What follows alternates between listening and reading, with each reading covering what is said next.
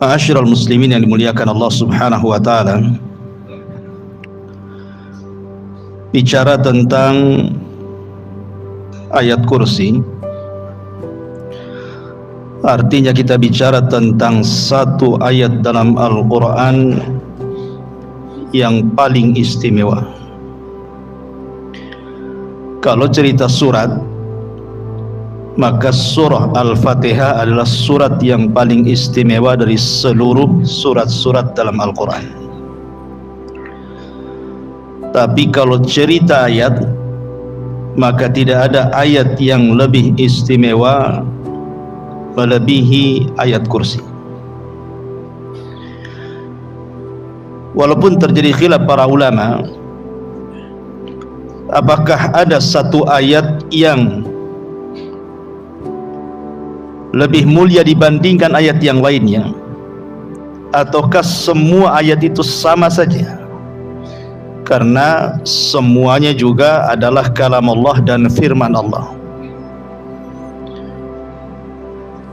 Dikatakan oleh Abul Hasan Al-Asy'ari rahimahullahu ta'ala, pencetus akidah Asy'ariyah, beliau mengatakan bahwa tidak ada satu ayat mengungguli ayat yang lainnya, karena semua ayat itu sama firman Allah Subhanahu wa ta'ala. Tabbat yada abi lahabi wa tab, itu sama dengan Allahu la ilaha illa huwal hayyul qayyum. Dua-duanya firman Allah. Makanya beliau mengatakan tidak ada satu ayat yang mengungguli ayat yang lainnya, semua ayat sama. Tetapi pendapat yang kuat bahwa ayat juga bertingkat-tingkat, sebagaimana juga surat juga bertingkat-tingkat. Dan itu dijelaskan dalam sebuah hadis ketika Nabi SAW berjumpa dengan Ubay ibn Ka'ab radhiyallahu an, satu sahabat yang diunggulkan dari segi Quran, yang Allah Subhanahu wa ta'ala pernah memerintahkan Rasul untuk membaca surah Al-Bayyinah kepada Ubay ini. Satu-satunya orang yang disuruh oleh Allah untuk membacakan surat kepada seorang sahabat adalah Ubay bin Ka'ab. Rasul diperintahkan Allah untuk membaca surah Al-Bayyinah. Dan Nabi SAW mengatakan kepada Ubay ini, "Ya Aba Al-Mundhir," ini kunyahnya, wahai Aba Mundhir, "Atadri ayyu ayatin min kitabillahi ma'aka a'zam?" Wahai Abu Mundhir, tahukah engkau mana ayat yang paling agung menurutmu di dalam kitab Allah Al-Quran? Menunjukkan Nabi SAW bertanya kepada Ubay, tahu enggak ayat yang paling istimewa dalam Al-Quran itu? Berarti ada ayat yang istimewa dibandingkan ayat yang lain. Maka Ubay dengan pengetahuan katakan Allah lebih tahu. Kemudian Nabi SAW bertanya lagi, "Ya Aba Mundhir, atadri ayyu ayati min kitabillahi ma'aka a'zam?" Wahai Aba Mundhir, tahukah kamu satu ayat yang lebih istimewa di dalam Al-Quran, apa itu? Bolak-balik Rasul bertanya, padahal Ubay sudah mengatakan Allah dan Rasulnya yang tahu sebagai adab beliau. Akhirnya Ubay dengan pengetahuannya mengatakan, Allahu la ilaha illa huwal hayyul qayyum. Ia pun membaca ayat kursi. Apa yang terjadi? Fadaraba fi sadri, Nabi pun kemudian menepuk dadaku, kata Ubay. Kemudian Rasul mengatakan, wallahi liyahni'akal ilmu ya Abal Mundhir. Kata Nabi SAW, semoga Allah memudahkan engkau mendapatkan ilmu dan pengetahuan wahai Aba Mundhir karena kecerdasan. Dari riwayat ini menunjukkan bahwa di sana ada ayat yang lebih istimewa dibandingkan ayat-ayat yang lainnya. Dan ulama mengatakan tidak ada ayat yang lebih istimewa seistimewa ayat kursi. Apa penyebabnya? Kenapa kemudian ayat kursi diistimewakan oleh Nabi SAW dibandingkan ayat-ayat yang lainnya? Tentu ada alasannya kan, kenapa lebih istimewa. Baik, sebelum saya menjelaskan tentang keistimewaannya, kemudian sedikit tafsirnya, ada beberapa riwayat yang berkaitan dengan ayat kursi ini. Riwayat yang pertama adalah riwayat dari Abi Hurairah radhiyallahu anhu yang masyhur, yang pernah saya ceritakan juga. Jadi satu malam Abi Hurairah radhiyallahu anhu ini mendapatkan giliran oleh Nabi SAW menjaga pembendaharaan zakat ataupun baitul mal. Tiba-tiba kemudian di malam hari ada pencuri mengambil beberapa kantang dari gandum, kemudian ditangkap oleh Abu Hurairah. Tapi kemudian dilepas, alasannya karena dia mengatakan bahwa aku orang miskin, keluargaku juga sama, dan mereka sedang menghajatkan makanan dan perlu malam ini. Akhirnya dilepaskan sama Abu Hurairah. Kemudian besoknya mencuri lagi orang yang sama. Katanya Abu Hurairah, untuk malam ini tidak mungkin saya lepaskan. Kemudian dia alasannya sama juga, dia butuh makan. Malam ketiga nyuri lagi, ketangkap lagi. Kata Abu Hurairah, tidak mungkin 3 kali ini saya lepaskan, saya akan hadirkan kau kepada Nabi SAW. Tiba-tiba kemudian orang ini mengatakan, wahai Abu Hurairah, maukah kau lepaskan diriku, dan saya akan ajarkan kepadamu beberapa kalimat yang akan bermanfaat untuk kehidupanmu.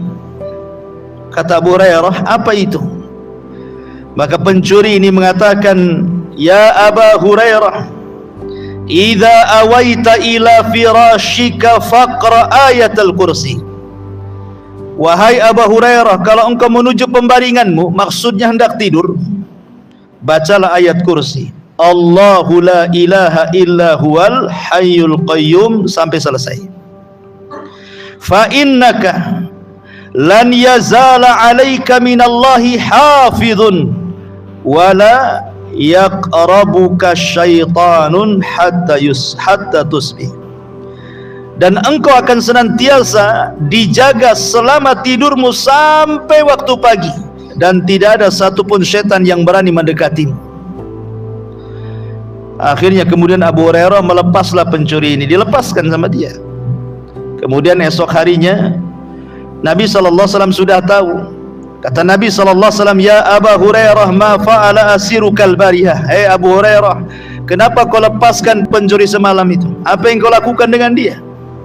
Kemudian Abu Hurairah menceritakan tentang orang yang mencuri itu, dia lepaskan karena dia mengajarkan beberapa kalimat itu. Maka Nabi SAW mengatakan, ya Abu Hurairah, tahu enggak siapa dia? Maka Abu Hurairah mengatakan, Allah dan Rasulnya yang tahu. Kata Nabi SAW, dia adalah syaitan sadaqaka wa huwa kadzub. Orang yang kau tangkap semalam itu setan loh. Memang ketika dia mengajarkan khusus ini dia benar, tapi setan itu semuanya pendusta. Jadi benar itu hanya ini saja, masalah mengajarkan kepada Abu Hurairah soal ayat kursi, dia benar di sini. Tapi umumnya setan itu para pendusta. Dari sini menunjukkan bahwa disyariatkan membaca ayat kursi kapan? Sebelum tidur. Ya, disyariatkan seseorang membaca ayat kursi sebelum tidur supaya dijaga dari syaitan. Ini satu. Kemudian yang kedua, hadis dari Ubay ibn Ka'ab radhiyallahu an, kasusnya sama. Jadi Ubay bin Ka'ab juga suatu malam dia sedang menjaga baitul mal, tiba-tiba ada yang mencuri, kemudian ketika dipegang rupanya berbulu semua tangannya. Ketika ditanya siapa kamu, kemudian dia ngaku dia setan. Kemudian dia mengajarkan kepada Ubay ibn Ka'ab ini, idza qara'taha ghudwatan ujirta minna hatta tumsiyah, wa idza qara'taha hina tumsi ujirta minna hatta tusbihah. Siapa yang membacanya ketika pagi, maka ia akan dilindungi oleh Allah dari gangguan syaitan hingga petang. Dan siapa yang membaca ketika petang, maka ia akan dilindungi hingga di waktu pagi. Ya. Jadi di sini juga ayat kursi disunahkan dibaca ketika pagi dan petang supaya tidak diganggu syaitan. Ini juga riwayat tentang keutamaan ayat kursi. Kemudian yang ketiga, hadis dari Abu Umamah radhiyallahu an, man qara'a ayatal kursi fi duburi kulli salatin maktubatin lam yamna'hu min dukhulil jannati illa an yamuta. Sesiapa membaca ayat kursi setiap selesai solat, tidak ada yang menghalanginya dia masuk surga selain kematiannya. Kata para ulama bahwa orang yang mendawamkan membaca ayat kursi setelah solat, maka orang itu dapat jaminan surga. Ini keistimewaan luar biasa baca ayat kursi setelah solat. Ya, terkadang kita ini jangan cerita ayat kursi, zikir saja yang jelas-jelas saja, istighfar 3 kali langsung sholat sunnah. Kadang nggak sempat zikir kan. Padahal di sini Nabi SAW menjamin sorga dengan orang yang mendawamkan membaca ayat kursi setelah sholat. Kemudian juga yang keempat, tentang anjuran umum orang yang membaca surah Al-Baqarah. Karena surah kursi itu kan terdapat dalam surah Al-Baqarah kan, ayat 255. Nabi SAW secara umum mengatakan, siapa yang membaca surah Al-Baqarah di rumahnya, maka setan akan lari dari rumahnya. Maka seandainya kita cukup membaca ayat kursi saja, sebenarnya cukup membuat setan itu lari. Jadi Islam itu simpel sebenarnya. Jadi kalau seandainya antum punya toko, merasa tokonya disihir orang, baca saja ayat kursi, nanti setannya juga kabur. Setan rumah kok kayak angker, baca saja ayat kursi. Ingat, mengusir setan itu dengan cara dibaca, bukan dengan cara ditulis kaligrafi kemudian dipajang di tembok. Itu tidak akan mengusir setan. Nanti susah pula, nanti kaligrafi di depan, oke lah, tidak lewat depan, belakang pula tak ada kaligrafi. Nanti lewat belakang pula. Jadi maksudnya begini, ikhwan, setan itu tidak takut kaligrafi. Ya, setan itu takut kalau kaligrafi itu kita baca. Karena Quran itu bukan tuh dipajang, Quran itu tuh dibaca. Apalagi kalau kaligrafinya tak bisa dibaca pula, kan ada itu kaligrafi yang susah dibaca itu. Mungkin sudah modelnya kayak gitu kan. Yang punya kaligrafinya aja suruh baca tak tahu dia. Jadi asal beli saja kan itu. Karena ada bentuk kaligrafi, kaidah-kaidahnya kita tidak paham gitu ya. Lah gimana nggak bisa dibaca, ngusir setan gitu. Jadi kalau ingin ngusir setan, baca. Ya, merasa di tokonya disihir orang, baca kursi, ayat kursi di tokonya. Merasa rumahnya kok angker, baca. Merasa tempat itu angker, baca ayat kursi. Sebenarnya mudah, simpel dalam Islam itu. Ya, kita saja yang kemudian malas membaca ayat kursi itu. Termasuk juga ma'asyiral muslimin yang dimuliakan Allah Subhanahu wa taala, disunahkan juga membaca ayat kursi ini ketika seseorang terasa terganggu atau diganggu oleh syaitan. Ya, umpamanya antum merasa kesambet atau apa gitu ya. Ya, baca ayat kursi. Baik.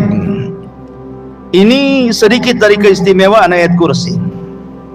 Pertanyaannya ikhwatu fiddin, kenapa ayat kursi ini kok istimewa sekali di antara ayat-ayat yang lainnya?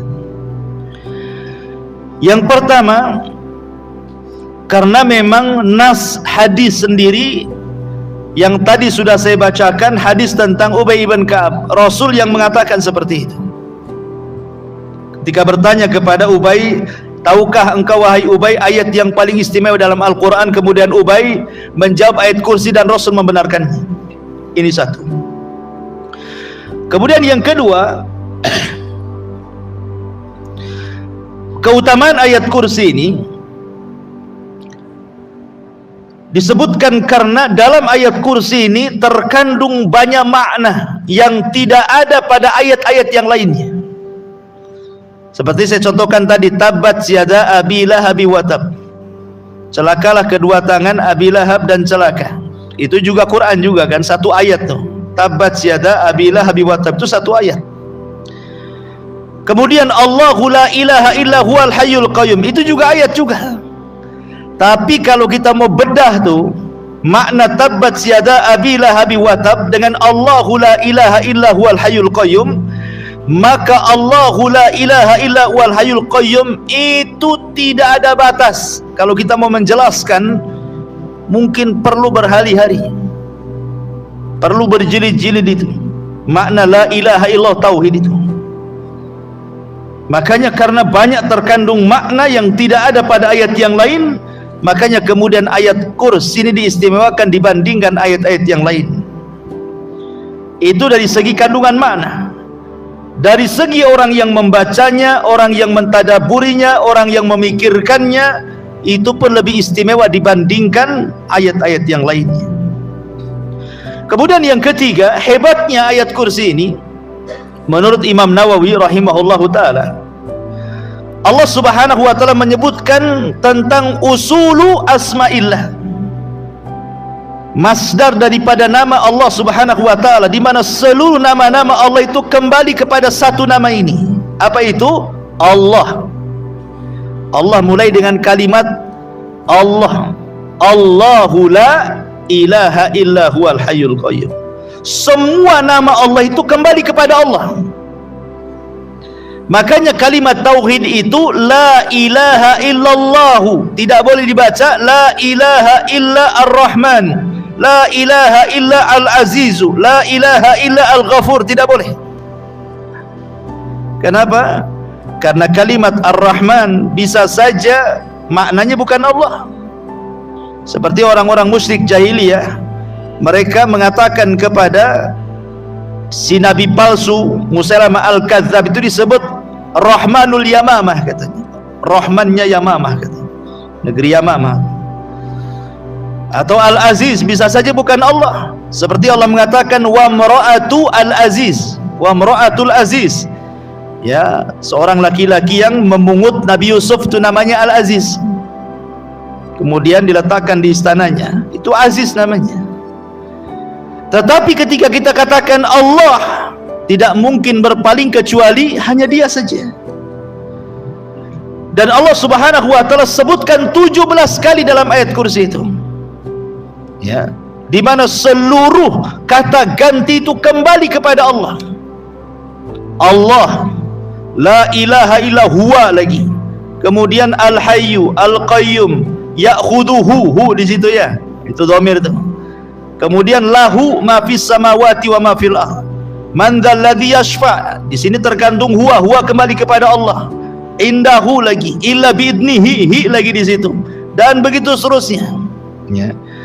Jadi 17 kali terulang yang merupakan usul asma'illah itu ada pada ayat kursi dan tidak terdapat dalam ayat-ayat yang lainnya. Sebab itulah istimewanya ayat kursi, kata Imam Nawawi rahimahullahu ta'ala.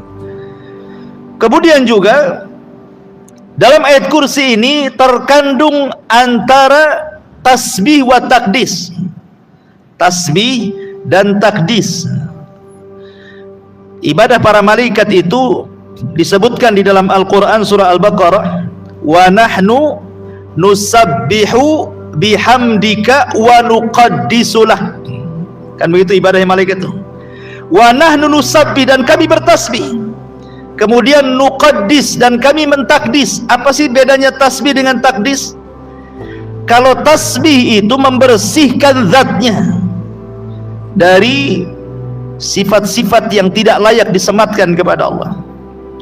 Kalau takdis itu membersihkan perbuatannya dari perbuatan-perbuatan yang tidak sempurna yang disematkan kepada Allah. Jadi kalau tasbih zatnya, kalau takdis perbuatannya. Dalam ayat kursi itu lihat, Allah mensucikan dua-duanya. Seperti la ta'khudhuhu sinatun wala naum. Allah tidak tersentuh kantuk dan pula tidur. Kantuk pun tidak, apalagi tidur. Itu namanya perbuatannya dibersihkan kan itu. Karena ngantuk dan tidur itu bagi manusia sempurna, tapi bagi Allah tidak sempurna. Orang kalau tidak ngantuk, tidak tidur, pasti masuk rumah sakit. Karena itu bukan sifat manusia. Orang yang tidak ngantuk, tidak tidur itu pasti sakit orang tuh. Tapi bagi Allah Subhanahu wa taala itu sifat sempurna. Ya, makanya Allah Subhanahu wa taala ditakdis dan ditasbih, dan itu hanya ada dalam ayat kursi. Sampai beberapa kali gitu ya, nanti saya jelaskan ketika tafsirannya. Kemudian juga yang nomor 5 ada sebuah kaidah, syaraful ilmi ala syarafil ma'lum. Mulianya sebuah pengetahuan itu karena mulianya ilmu yang dipelajari. Mulianya sebuah pengetahuan itu karena mulianya ilmu yang dipelajari, dan tidak ada pelajaran yang lebih mulia melebihi tauhid. Tidak ada ilmu yang lebih mulia di dunia ini kecuali mengenal Allah, ma'rifatullah, mengenal Allah. Dan ayat kursi ini seolah-olah menjawab sebuah pertanyaan, siapa Tuhan kita? Kalau antum ditanya siapa Allah, jawablah ayat kursi. Siapa Allah? Allahu la ilaha illa huwal hayyul qayyum, sampai selesai. Itulah Allah, itulah Tuhan kita. Jadi Allah Subhanahu wa taala menyebutkan 10 kalimat dalam ayat kursi ini. Itu jawaban dari sebuah pertanyaan tentang man rabbuka, siapa Rabbmu, siapa Tuhanmu, siapa Allah. Maka disebutkan dengan 10 kalimat. Dalam ayat kursi ini ada 10 kalimat. Nanti kita akan tafsirkan sedikit demi sedikit supaya paham siapa Tuhan kita, ya.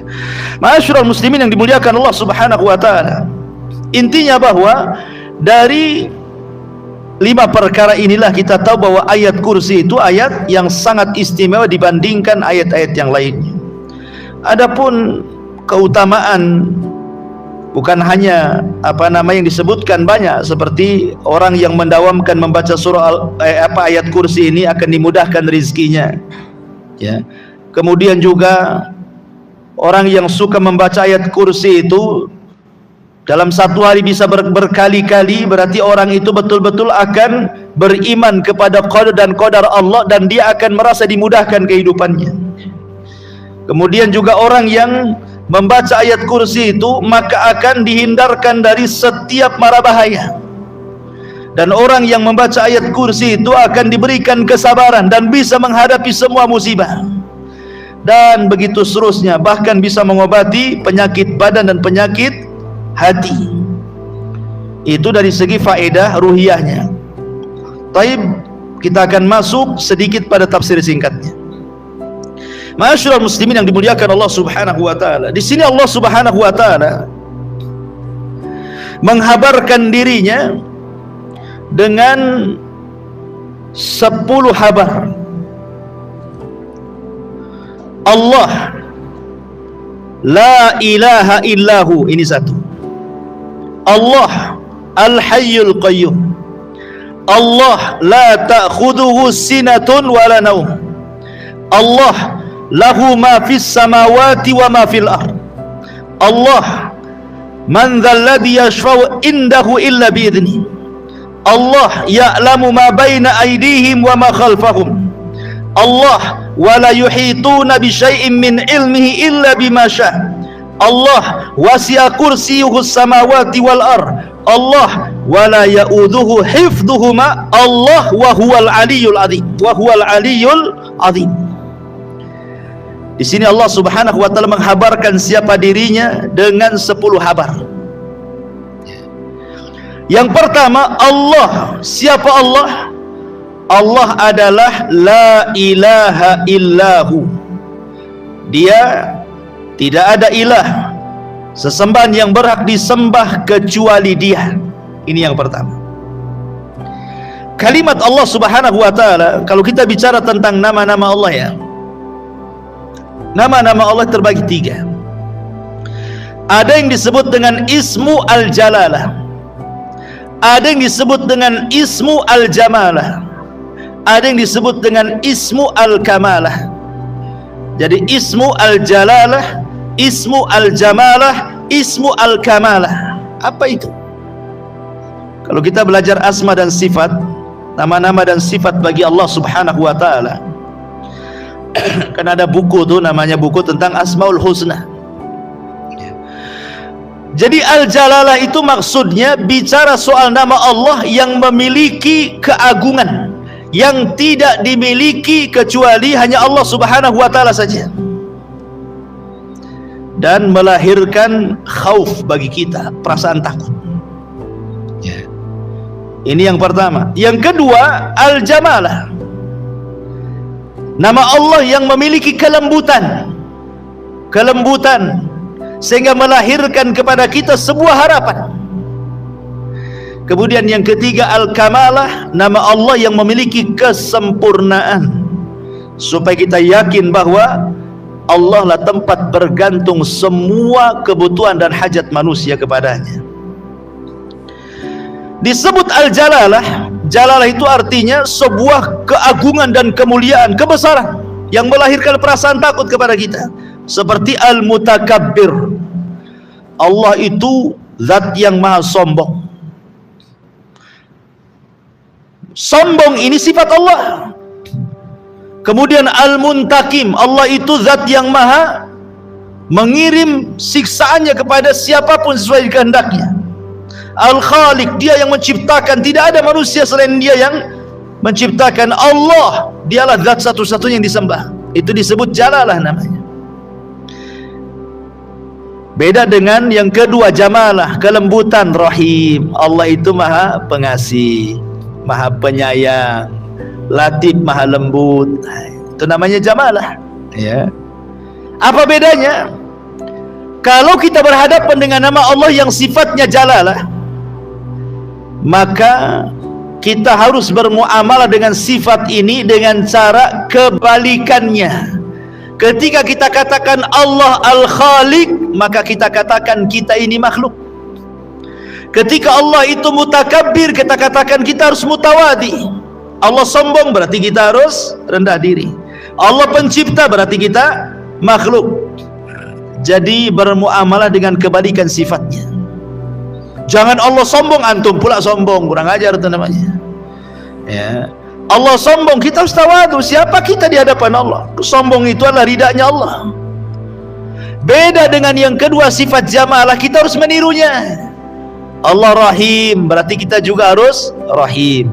Allah Ghafur, berarti kita juga harus Ghafur. Kalau Allah penyayang, kita berusaha untuk menyayang. Kalau Allah itu pengampun, berusaha kita mudah memaafkan, dan begitu seterusnya.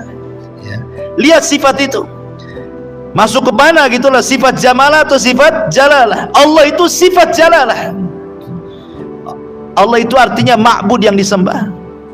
Berarti kita ini sebagai hambanya adalah abid, orang yang menyembah.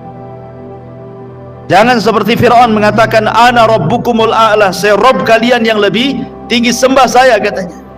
Makanya Allah katakan fa'aghraqnahu wa junudah, kami tenggelamkan si Fir'aun dan bala tentaranya. Ma'asyiral muslimin yang dimuliakan Allah Subhanahu wa ta'ala. Jadi Allah ini adalah semua nama kembali kepada dia. Semua nama kembali kepada Allah Subhanahu wa ta'ala. Kemudian yang kedua, Al-Hayyul Qayyum. Allah huwal Hayyul Qayyum. Allah dialah Al-Hayyu, yang maha hidup, Al-Qayyum, dan maha berdiri sendiri, tidak berhajat kepada makhluknya. Kalimat Al-Hayyu, ma'asyiral muslimin yang dimuliakan Allah Subhanahu wa ta'ala, Allah Subhanahu wa ta'ala ketika menyebut kalimat Al-Hayyu, maknanya Allah itu zat yang maha hidup dan tidak akan pernah mati. Ingat perkataan Abu Bakar Siddiq radhiyallahu anhu saat Rasul meninggal. Apa kata Abu Bakar? Man kana ya'budullaha fa innallaha hayyun la yamut. Wa man kana ya'budu Muhammadan fa inna Muhammadan qad mat. Siapa yang menyembah Allah, kata Abu Bakar, Allah adalah zat yang hidup dan tidak akan pernah mati. Tapi siapa yang menyembah Muhammad, Muhammad itu sudah mati. Artinya apa di sini? Artinya Allah Subhanahu wa taala disifati dengan sifat hidup dan tidak didahului dengan kematian. Allah tidak pernah didahului dengan kematian, beda dengan manusia. Awalnya tidak ada, kemudian menjadi ada. Makanya Allah mengatakan hal ata 'alal insan hinum minad dahri lam yakun syai'an madkura. Bukankah pernah datang kepada manusia waktu di masa yang ketika itu belum merupakan sesuatu yang bisa disebut, belum ada namanya langit, bumi, Adam, Hawa, manusia, fulan, tidak ada. Baru kemudian Allah ciptakan, barulah tersebut nama-nama itu. Tetapi Allah Subhanahu wa taala tidak ada dengan ketidakadaan. Allah itu senantiasa ada dan akan pernah ada dan akan terus ada, karena dia tersifati dengan sifat hidup. Ketika Allah Subhanahu wa taala tersifati dengan sifat hidup, artinya semua hajat kita akan didengar oleh Allah Subhanahu wa taala. Karena zat yang hidup, maka dia akan melihat, dia akan mendengar, dia akan mengijabah, dia akan mengabulkan, dan begitu seterusnya. Kebalikannya, kalau zat itu mati, tidak bisa mengabulkan apapun permintaan kita.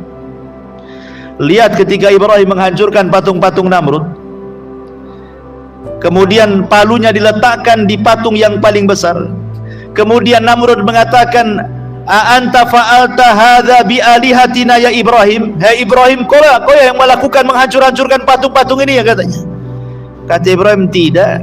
Yang menghancurkan itu loh berhala yang gede, itu palunya ada di situ, katanya. Ya.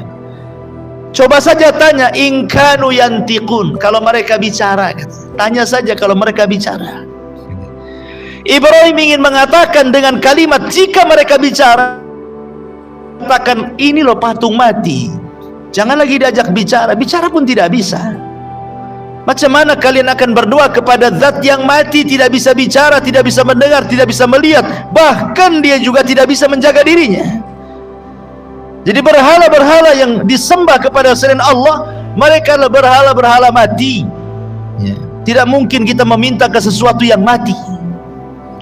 Mintalah kepada Allah zat yang maha hidup, yang sudah jelas-jelas hidup, kan itu.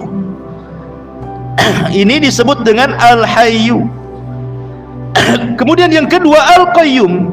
Qayyum ini ada dua penafsiran para ulama. Maknanya Allah tidak berhajat dengan makhluknya. Kita yang berhajat kepada Allah. Allah tidak berhajat kepada makhluknya, kita yang berhajat kepada Allah. Dari sini sebagian ulama mengatakan Al-Qayyum itu sama dengan kalimat As-Samad dalam surah Al-Ikhlas, Qul huwallahu ahad, Allahu samad. Samad itu artinya apa? Tempat bergantung semua makhluk. Itulah makna Al-Qayyum. Allah tidak berhajat dengan kita, tapi kita berhajat dengan Allah. Makanya ketika Allah tidak berhajat dengan kita, walaupun satu dunia kufur, tidak akan mengurangi kekuasaan Allah. Walaupun satu dunia beriman, tidak menambah kekuasaan Allah. Karena Allah tidak berhajat dengan kita, kita yang berhajat dengan dia. Makna yang kedua, dan ini yang dikuatkan oleh banyak ahli tafsir, Al-Qayyum di situ artinya Allah Subhanahu wa taala Qayyum, berdiri untuk memberikan semua hajat hamba-hambanya. Kita lihat manusia itu kan macam-macam hajatnya. Ada yang minta sembuh, ada yang minta rizki, ada yang minta kaya, ada yang minta jodoh, ada yang minta hujan, ada yang minta panas. Macam-macam lah orang itu minta di dunia ini. Ya, kita saja yang hadir di sini macam-macam minta-mintanya. Ya, ada yang minta kaya, tapi nggak ada yang minta miskin biasanya. Semua minta kaya. Ada yang minta sembuh, tidak ada orang minta penyakit tuh.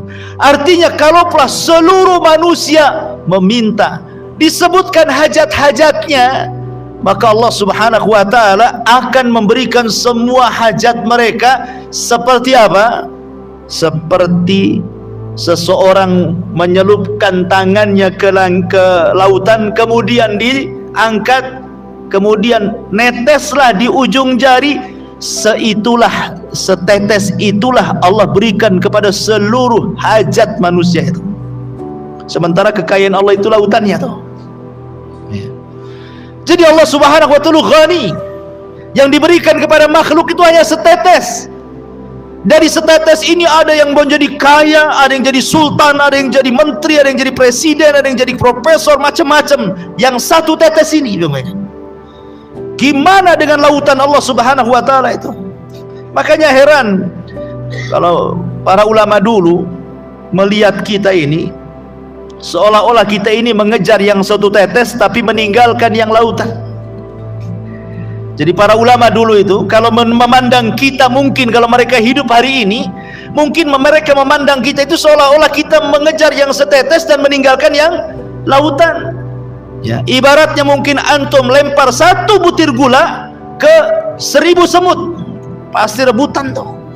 Ya, yang satu butir itu direbutkan orang-orang tuh. Padahal ngapain dia ngejar satu tetes sementara lautan terbentang lebar? Ya, karena dunia itu terkadang terhalang pandangan lautan dan hanya terpandang kepada yang satu tetes itu. Orang nggak yakin dengan sorga masalahnya, dan yakin dengan dunia, makanya mengejar yang satu tetes dan meninggalkan yang satu lautan itu. Tapi ma'asyiral muslimin yang dimuliakan Allah Azza wa Jalla, jadi qayyum itu artinya Allah mudabbir. Jadi memberikan seluruh hajat hamba-hambanya. Itu mana al-qayyum yang kedua, ini yang banyak dikuatkan oleh para ulama. Kemudian Allah mengatakan Allahu la ilaha illahu, kemudian Allahu al-hayyul qayyum la ta'khuduhu sinatun wala naum. La ta'khuduhu sinatun wala naum.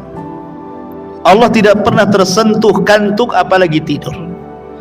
Karena logikanya begini, ikhwan, walillahil matsalul a'la, tentu bagi Allah permisalan lebih tinggi dibandingkan kita ya. Antum saja kalau naik motor, jangankan lagi tidur, ngantuk saja bisa nabrak orang. Apalagi kemudian nyetir sambil tidur, saya jamin bangun mungkar nakir depan antum tuh. Ikhwan, itu manusia itu. Walillahil matsalul a'la, kan begitu ya? Permisalan lebih tinggi lagi.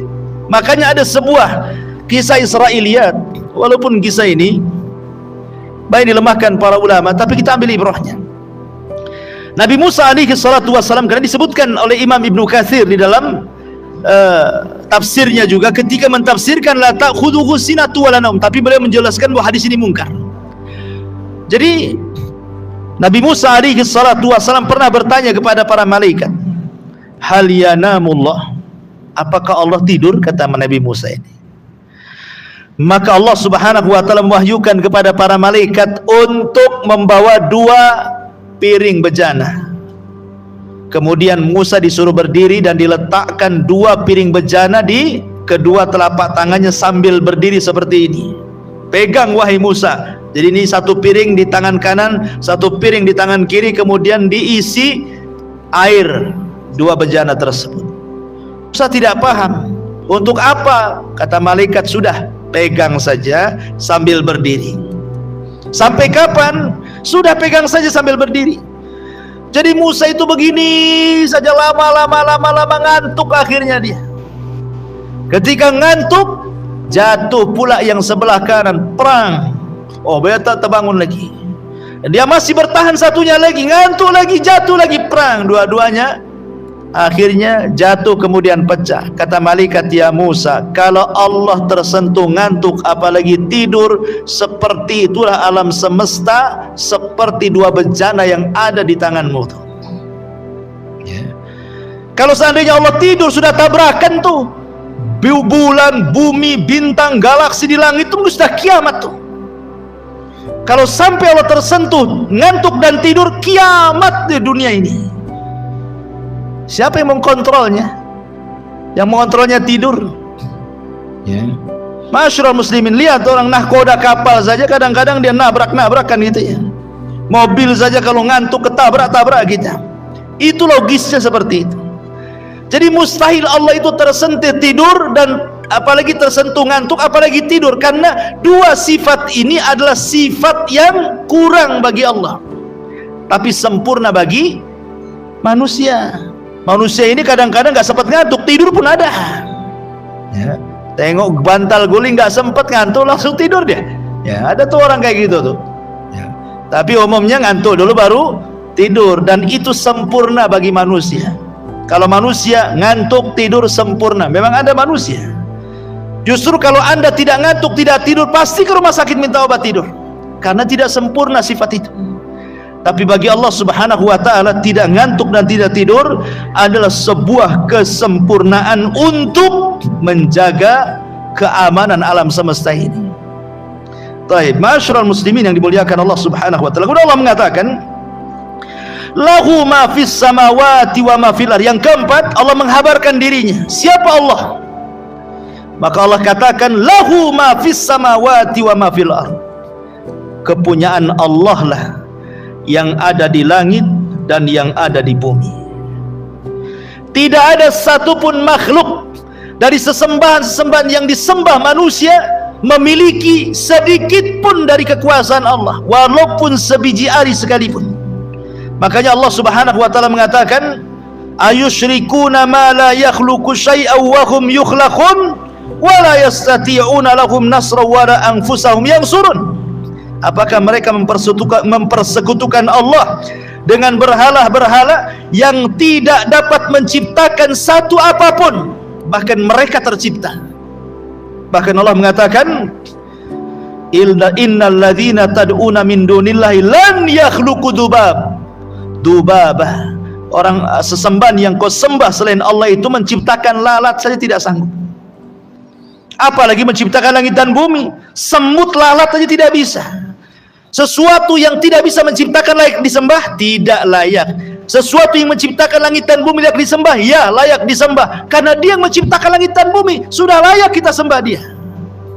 Pertanyaannya, kenapa Allah subhanahu wa ta'ala menciptakan langit dan bumi? Apa faedahnya? Apa hikmahnya, ikhwan? Kenapa Allah menciptakan langit dan bumi itu untuk apa? Kalau ada yang bertanya seperti itu kan, maka jawabannya disebutkan dalam suratul Najm. Allah subhanahu wa ta'ala mengatakan walillahi ma fis samawati wa ma fil ardh liyazziyal ladzina asa'u bima amilu wa yazziyal ladzina ahsanu bil husna. Inilah, kalau antum ditanya kenapa Allah menciptakan langit dan bumi, apa faedahnya, apa tujuannya, jawab dengan ayat ini.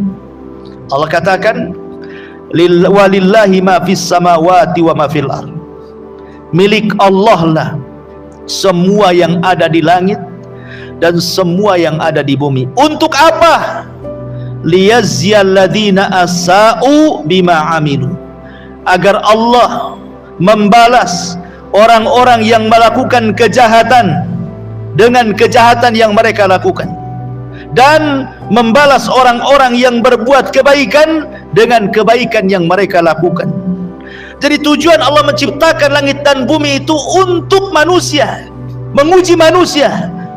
Apakah manusia berbuat jahat ataukah manusia berbuat baik? Perhatikan ikhwan, kalau antum lihat ke langit pertama, kedua, ketiga, keempat, kelima, keenam, ketujuh sampai ke Arasy, isi langit itu apa? Isi langit itu semua malaikat. Isi langit itu dari langit pertama sampai ke Arasy itu semua malaikat. Pertanyaannya, malaikat bermaksiat? Tidak ada malaikat bermaksiat itu. Di langit itu tidak ada maksiat kecuali satu kali, saat iblis tak mau sujud kepada Adam, itu saja. Tetapi itu satu kali saja. Selepas itu di langit tidak ada maksiat sampai hari ini. Karena malaikat itu tidak disifati dengan sifat itu kan. Mereka itu wa yaf'aluna ma yu'marun, melakukan apapun yang diperintahkan oleh Allah. Coba kalau kita lihat ke bumi, itu kan lihat ke langit tuh. Di langit tidak ada maksiat. Kita lihat ke bumi.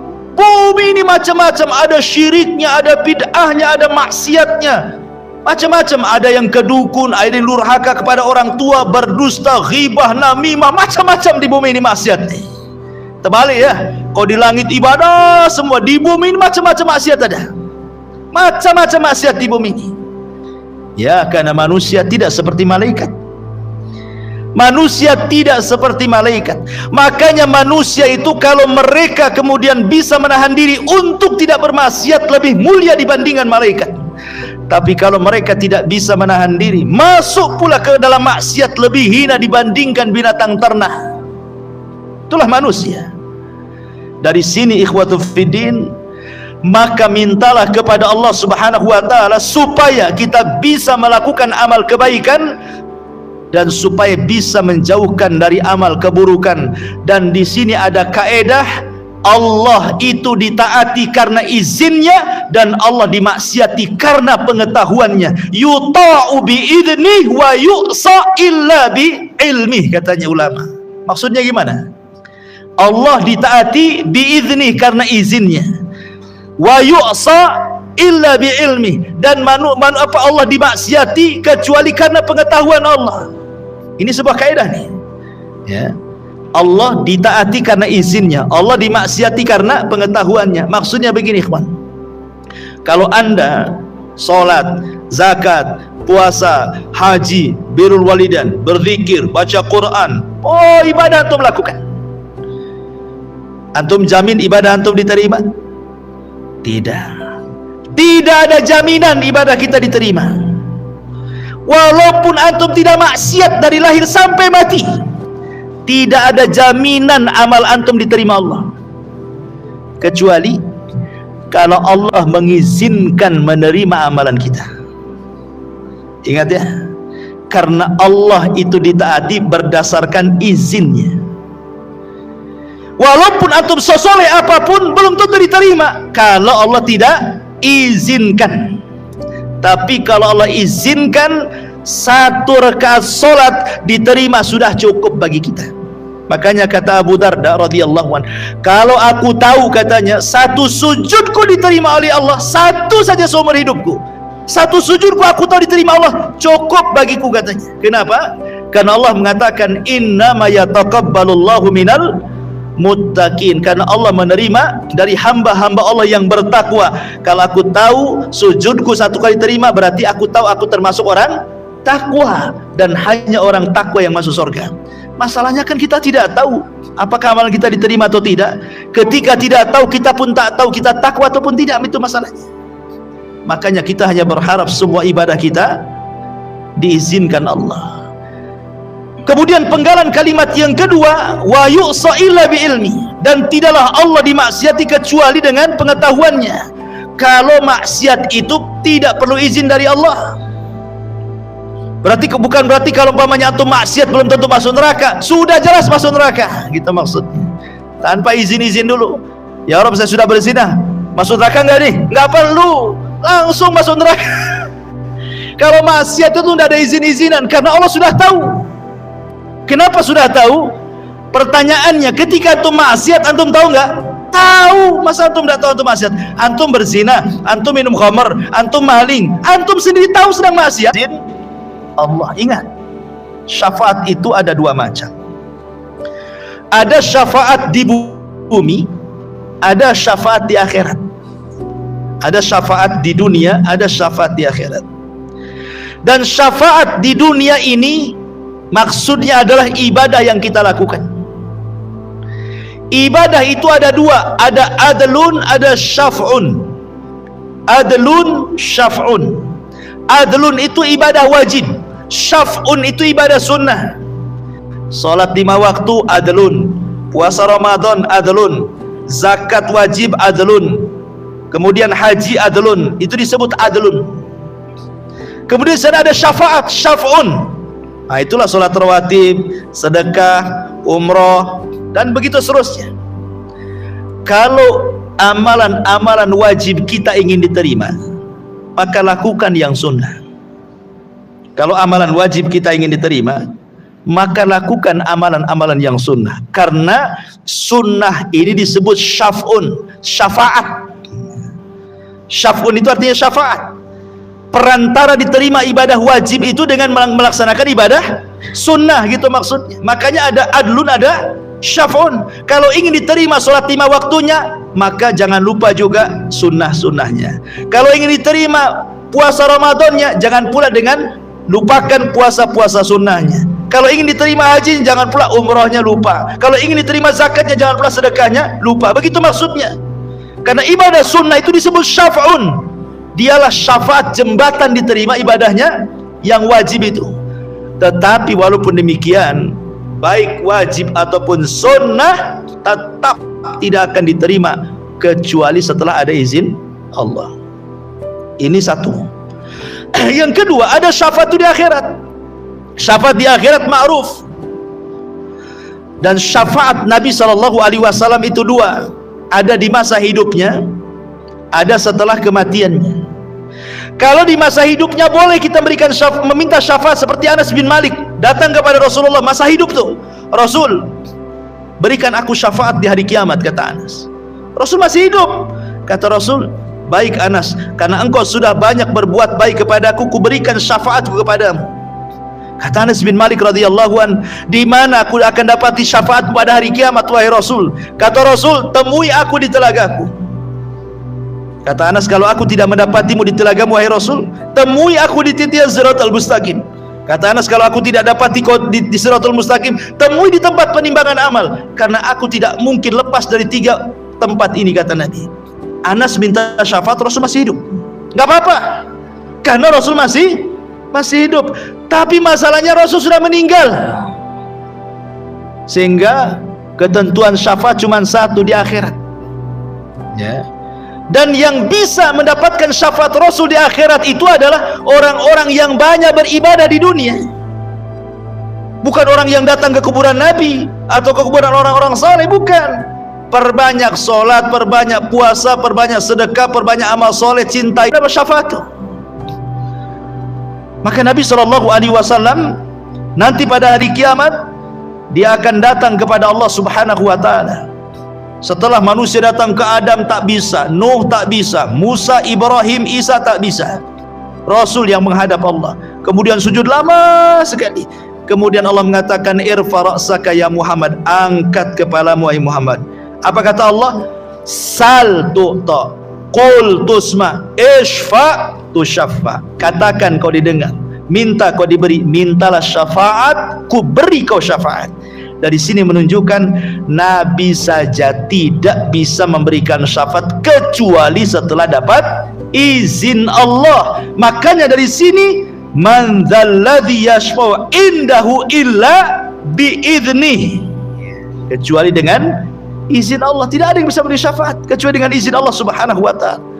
Makanya ngawur kalau ada umpamanya kiai, ya, ikut kelompok kami, nanti kalau masuk neraka ku lempar serbanku, tinggal tangkap, ku tarik kau ke neraka, ku lempar kau ke surga. Enak kali itu. Kan ada tuh yang kayak gitu. Itu jemaah mana tuh? Saya lihat di Malaysia itu, di YouTube katanya. Tenang, kalau kalian ikut jemaah kami, tenang katanya. Nanti kalau kalian masuk neraka, ku ulurkan serbanku katanya. Tinggal tangkap saja, ku tarik, ku masukkan ke surga. Nabi saja nggak main gitu, ngadap dulu sama Allah. Ini nggak main lempar serban saja. Hebat lagi dari Nabi. Gitu. Masyarul muslimin yang dimuliakan Allah Azza wa Jalla. Ini yang kelima. Kemudian yang keenam, Allah. Siapa Allah itu? Ya'lamu ma baina aydihim wa ma khalfahum. Allah mengetahui apa yang di depan mereka dan apa yang di belakang mereka. Apa yang dimaksud di depan, di belakang di sini? Maksud di depan itu maksudnya dunia, di belakang itu maksudnya akhirat. Maksudnya Allah Maha tahu baik urusan dunia ataupun urusan akhirat. Allah itu tahu semuanya. Di dunia Allah Maha tahu, di akhirat pun Allah Maha tahu. Wa la yunabbi'uka mithlu khabir. Dua alam ini Allah tahu, dunia akhirat Allah tahu. Kita ini tak tahu, satu jengkal di bawah kaki kita pun tak tahu ada cacing atau tak ada cacing. Kita tak tahu.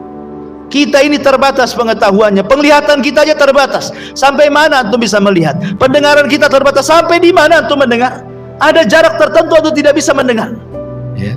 Karena manusia itu makhluk yang lemah. Allah itu mengetahui yang telah, yang sedang, dan yang akan datang. Bahkan perkara yang mustahil terjadi, kalau terjadi Allah tahu. Anggaplah sesuatu itu mustahil terjadi, tapi kalau terjadi Allah tahu. Seperti firman Allah mengatakan, lau radduhu la'adu limanuhu anhu, lau rudduhu la'adu limanuhu anhu, kata Allah. Kalaulah orang-orang kafir yang sudah terpanggang di neraka itu, yang sudah dikekalkan di neraka itu, kemudian dihidupkan lagi ke bumi, itu kan mustahil tuh. Masa ada orang sudah masuk neraka, bumi sudah dihancurkan, tiba-tiba dikembalikan ke bumi, buminya pun sudah tidak ada, kan mustahil. Tapi kalau terjadi, ada orang masuk neraka, orang kafir, kemudian dibalikan lagi ke bumi, walaupun mustahil, Allah tahu pasti dia kafir lagi nanti di dunia. Dan ini sebagai jawaban orang yang bertanya, Ustaz, saya sih pusing kali, katanya. Kenapa pusing? Minum pil botrek aja lah. Enggak, bukan itu maksudnya. Begini, orang kafir ini hidup sama dengan kita. Ada yang 60 tahun, ada yang 50 tahun, ada yang 60 tahun meninggal. Dengan kekafirannya 60 tahun, tiba-tiba masuk neraka pula, dikekalkan di dalamnya. Saya nggak masuk akal nih. Bisa dipahami nih? Ya. Kok ada orang berbuat kekufuran, kesyirikan 40 tahun, kok bisa kekal di neraka itu? Gimana ceritanya? Kalau antum ditanya seperti itu, jawabannya gimana? Ini jawabannya ini. Karena Allah itu maha tahu kepada sesuatu yang mustahil terjadi. Kalau terjadi Allah tahu. Karena orang-orang kafir ini Allah sudah tahu, mereka sudah dimasukkan ke neraka nih. Kalau dibalikan ke dunia pasti kufur lagi dia. Jadi ngapain pula ya dimasukkannya seterusnya di situ? Itu jawabannya ya. Begitu jawabannya. Jangan bingung. Itulah jawabannya. Ma'asyiral muslimin yang dimuliakan Allah khalfam. Kemudian yang ketujuh, Allah, siapa Allah? Wala yuhituna bisyai'im min ilmihi illa bima syaa. Ya. Wala yuhituna bisyai'im min ilmihi illa bima syaa. Mereka tidak mengetahui apa-apa dari ilmu Allah melainkan apa yang Allah saja. Artinya, kalau Allah bandingkan pengetahuan manusia, tidak akan mampu meliputi pengetahuan Allah subhanahu wa ta'ala, karena luasnya pengetahuan Allah. Ingat kisah Nabi Khidir dengan Nabi Musa. Salah satu kisah Nabi Khidir dengan Nabi Musa itu, suatu hari Musa dengan Khidir itu naik perahu.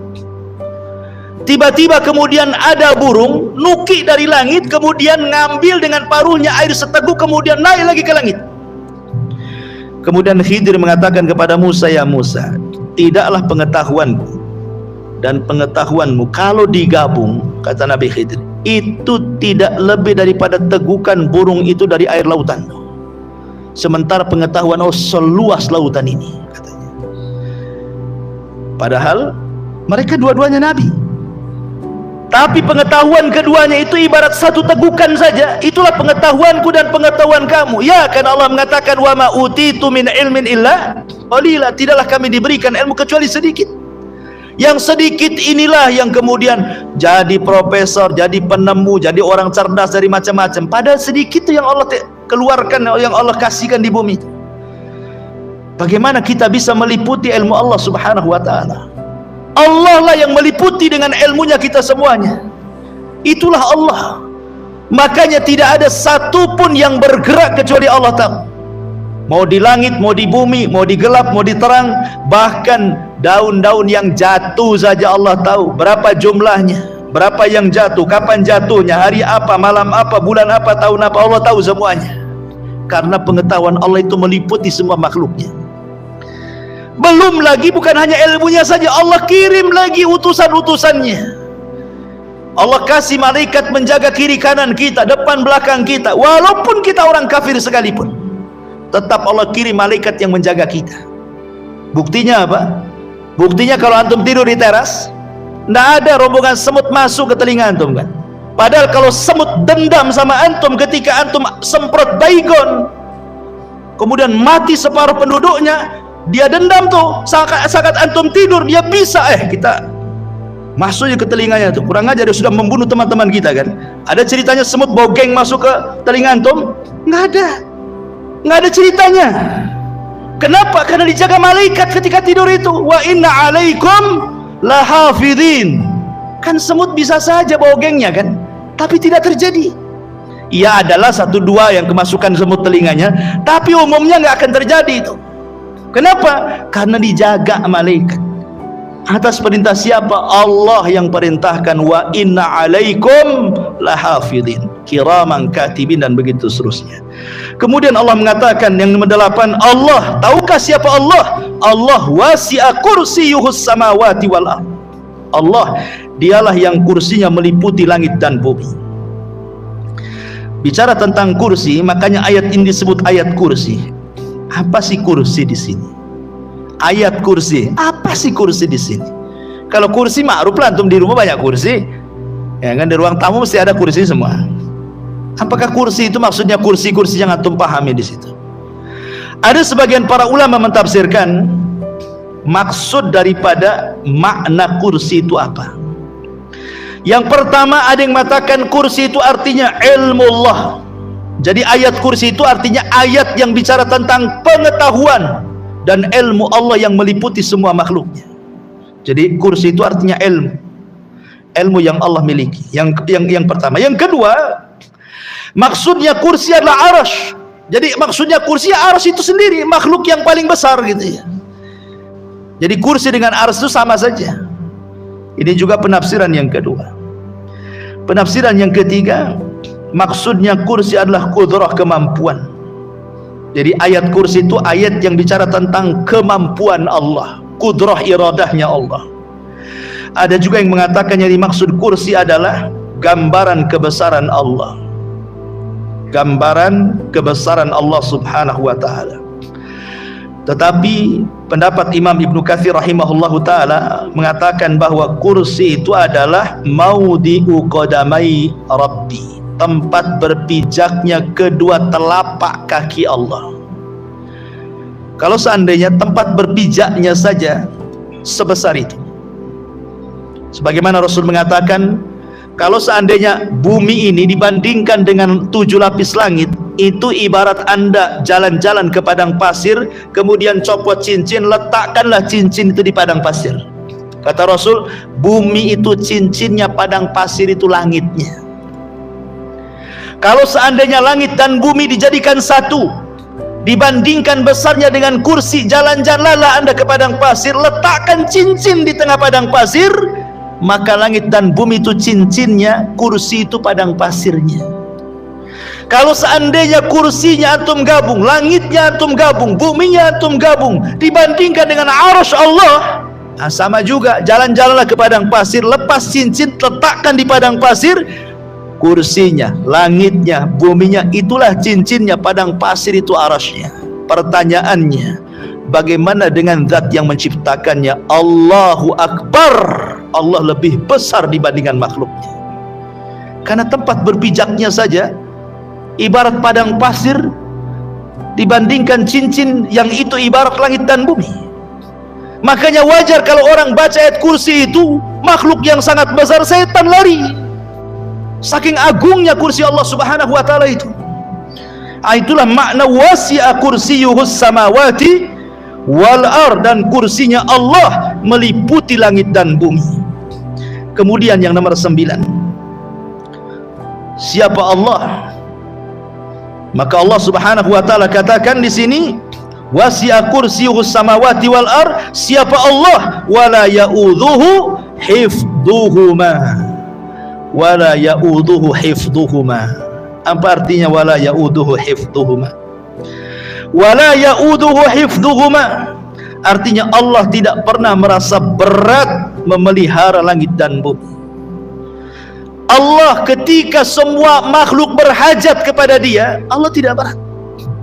Yang satu minta disembuhkan, yang satu minta rizki, yang satu minta pekerjaan, yang satu minta jodoh, yang satu minta jadi menteri, jadi presiden, macam-macam. Satu dunia itu kan ribuan jiwa yang minta-minta. Allah tidak berat. Ya, Allah tidak berat.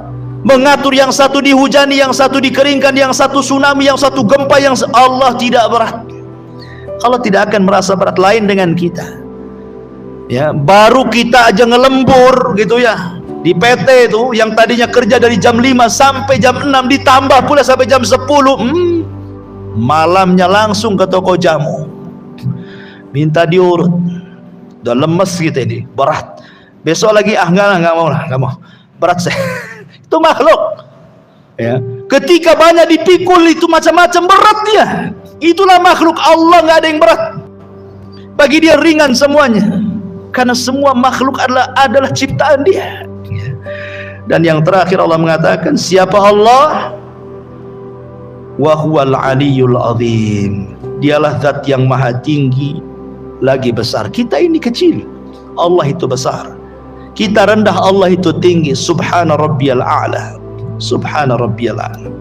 Inilah diantara singkat ya, tafsir singkat kalau dilebarkan memang luas tentang ayat kursi ini. Mudah-mudahan ada manfaatnya. Subhanakal bihamdika asyhadu an la ilaha illa anta astaghfiruka wa atubu ilaik. Allahu ta'ala. Assalamualaikum warahmatullahi wabarakatuh.